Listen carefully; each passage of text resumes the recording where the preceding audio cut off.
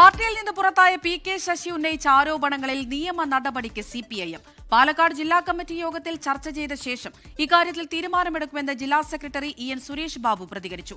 അമിത ലാളനയും പിന്തുണയും ലഭിച്ച നേതാവാണ് പി കെ ശശിയെന്ന് സിപിഐഎം സംസ്ഥാന കമ്മിറ്റി അംഗം എൻ കൃഷ്ണദാസും പറഞ്ഞു.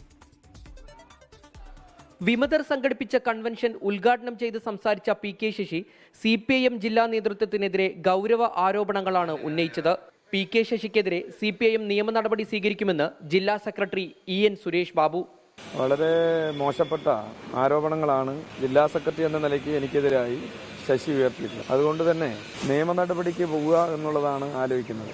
അമിത ലാളനയും പിന്തുണയും അവസരവും കിട്ടിയ നേതാവാണ് ശശിയെന്നും തെറ്റുതിരുത്തിയാൽ പി കെ ശശിക്ക് പാർട്ടിയിലേക്ക് തിരിച്ചുവരാമെന്നും സിപിഐഎം സംസ്ഥാന കമ്മിറ്റി അംഗം എൻ കൃഷ്ണദാസും പറഞ്ഞു. ഇത്രയധികം ലാളനയും പിന്തുണയും പ്രോത്സാഹനവും പാർട്ടിയിൽ നിന്ന് കിട്ടിയ മറ്റേതെങ്കിലും ഒരു നേതാവ് ഈ ജില്ലയിൽ ഉണ്ടാവും എന്ന് ഞാൻ കരുതുന്നില്ല. പക്ഷേ ശശിക്ക് ശശിയുടെ പരാതികൾ ഉണ്ടാവും. പാർട്ടിക്ക് പാർട്ടിയുടെ രീതിയും സമ്പ്രദായവും അനുസരിച്ചേ പ്രവർത്തിക്കാൻ പറ്റുള്ളൂ. കമ്മ്യൂണിസ്റ്റ് പാർട്ടി വളരെ അവധാനതയോടുകൂടിയാണ് ഇത്തരം കാര്യങ്ങളെയൊക്കെ സമീപിച്ചത്. അതേസമയം ശശിയെയും സതീഷിനെയും അനുകൂലിക്കുന്ന വിമതരുടെ നീക്കത്തിനെതിരെ സിപിഐഎം വിമതർ രംഗത്തെത്തി. കൊഴിഞ്ഞാമ്പാറയിലെ വിമത നേതാക്കൾ വീണ്ടും സിപിഐഎമ്മിലേക്ക് തിരിച്ചെത്തി. 24 പാലക്കാട്.